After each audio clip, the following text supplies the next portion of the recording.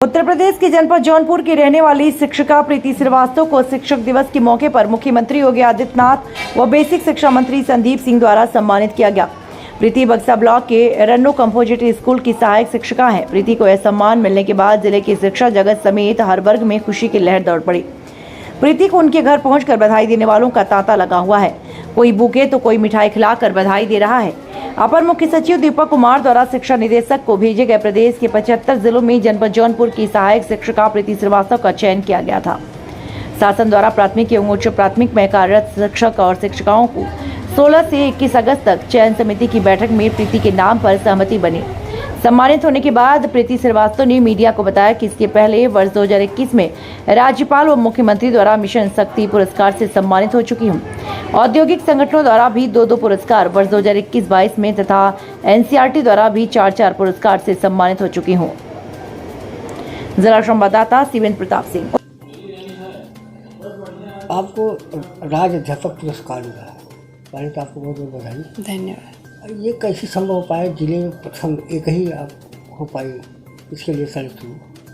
मैंने जब से मैं 2013 में मैं इस जनपद में आई हूँ, अंतर जनपदीय स्थानांतरण के बाद मैं अपने शिक्षण में जो मेरे शौक़ हैं, कला, क्राफ्ट, पपेट्री, म्यूज़िक, आईसीटी, मैंने इन सब का भरपूर प्रयोग किया। मैं ऐसे गांव में सेवित हूँ जहाँ 95% माइनॉरिटी का गांव है और वहाँ पर एक पीढ़ियों से वहाँ पे शिक्षा की रोशनी नहीं थी और मैंने वहाँ पर शिक्षा का दीप जलाने का काम किया है।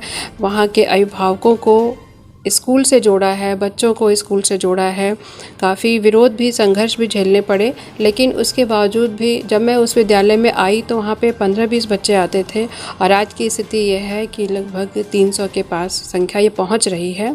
तो इसके लिए मैंने तमाम प्रयोग किए हैं, नवाचार किए और इसके साथ ही साथ कोविड काल में जबकि सारा सब कुछ ठप हो चुका था, बच्चों का स्कूल बंद हो गया था, लॉकडाउन लग गया था, उस समय मैंने प्रदेश के जो उत्कृष्ट शिक्षक थे उनका चयन करके उनके लिए एक art, craft, puppetry, music, ICT की कंपटीशन कराया स्टेट लेवल का और उसमें जो शिक्षक साथी चयनित हुए, उत्कृष्ट शिक्षक साथी, उनके साथ मैंने एक समूह का निर्माण किया जिसका नाम है एडुस्टफ समूह के द्वारा मैंने लॉकडाउन में बच्चों के लिए तमाम डिजिटल कंटेंट बनाए और बनवाए भी और साथ ही नियमित रूप से एजुकेशनल पोस्टर वगैरह का निर्माण कराया और उसको ऑल ओवर यूपी में उसका प्रचार प्रसार कराया ताकि कोई भी बच्चा उस लॉकडाउन के दौर में शिक्षा से वंचित न रहे। साथ ही साथ शिक्षकों का क्षमता संवर्धन कई सारी ऐसी कार्यशालाएं करवाई ऑफलाइन, ऑनलाइन, कि जिससे जब बच्चे स्कूल जाएं और टीचर उन्हें पढ़ाने जाए तो कई सारे TLM वो बनाए और बच्चों को हैप्पीनेस कॉन्सेप्ट के जरिए बच्चों को लर्निंग कराएं। और इसके साथ बालिका शिक्षा पर भी मैंने बहुत काम किया है। मेरी कोशिश रहती है कि कोई भी बच्ची जो मेरे जानकारी में हो, जो कहीं से मुझे दिख जाते हैं कि हाँ वो किसी भी तरह से उनको शिक्षा प्राप्त करने में दिक्कत आ रही है, उनकी काउंसलिंग करना, यथासंभव उनकी मदद करना, ये मेरा इसको मैं प्रमुखता देती हूँ। और लॉकडाउन के ही दौरान मैंने फर्स्ट टाइम ये यूपी में पहला ऐसा था कार्य, जहाँ तक मेरा ख्याल है कि मैंने ऑनलाइन निःशुल्क समर कैंप करवाया। जो भी प्रदेश के उत्कृष्ट शिक्षक साथी और हमारे शिक्षक साथियों के अलावा भी समुदाय के जो एक्सपर्टीज़ थे उनको जोड़ा और उन्होंने हमारे साथ निःशुल्क बच्चों को cake making, dancing, Kathak, singing, तमाम तरह के क्राफ्ट, आर्ट के से जुड़े कई सारी ऐसी चीज़ें सिखाई जिससे कि उनका व्यावसायिक कौशल का विकास हो सके। जैसा कि हमारी NEP भी कहती है, NEP 2020 हमारी कहती है कि एक तो हम हैप्पीनेस कॉन्सेप्ट के आधार पर अपने स्कूलों में शिक्षा दें और दूसरे बच्चों को का व्यावसायिक कौशल का विकास कर सकें।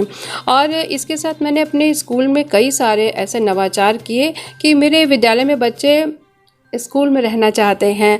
प्राइवेट से बच्चे आ रहे हैं मेरे स्कूल में, मदरसा बच्चे जाते हैं, मदरसा हमारे विद्यालय से सटा हुआ है, लेकिन उसको करने के बाद बच्चे स्कूल आने के लिए ललायित रहते हैं। तो ये सब मेरे कुछ ऐसे कार्य थे जिन्हें मुझे लगता है कि जो अन्य से हट कर के थे, जिनकी वजह से मेरा सिलेक्शन हुआ और मैं स्टेट लेवल में चयनित हुई। इसके लिए आप किसी मुख्यमंत्री जी या अपने विभाग के लोग धन्यवाद। हाँ, मैं बिल्कुल धन्यवाद देना चाहूँगी माननीय मुख्यमंत्री महोदय का कि आपके आपकी फिर से उसको बोलूँ। मैं बहुत बहुत धन्यवाद देना चाहूँगी माननीय मुख्यमंत्री महोदय को कि आपके शासनकाल में विभाग में एक जो लहर चली है प्रेरणा की, हम तकनीकी रूप से बहुत ही समृद्ध हो चुके हैं और ये जो राज्य स्तर पे जो चयन हुआ है वो बहुत ही क्रिस्टल क्लियर जजमेंट हुआ है, जिसके द्वारा उत्कृष्ट शिक्षक साथियों का चुनाव हुआ है और मैं अपने साथ साथ सभी शिक्षक साथियों को भी बधाई देती हूँ। साथ ही मुख्यमंत्री महोदय को, माननीय मुख्यमंत्री महोदय को यह यकीन दिलाती हूँ कि जिस तरह से आप हमारे स्कूलों में कायाकल्प और तकनीकी सुविधाओं के जरिए इतना उत्कृष्ट सुविधाएं उपलब्ध करा रहे हैं कि हम लोग भी उसी दिशा में और प्रयास कर रहे हैं कि हमारा प्रदेश शीघ्र अतिशीघ्र निपुण बने और तकनीकी रूप से और शैक्षणिक रूप से हमारा उत्तर प्रदेश वैश्विक परिदृश्य पे जाना जा सके, पहचाना जा सके। हम सभी इसके लिए प्रतिबद्ध हैं।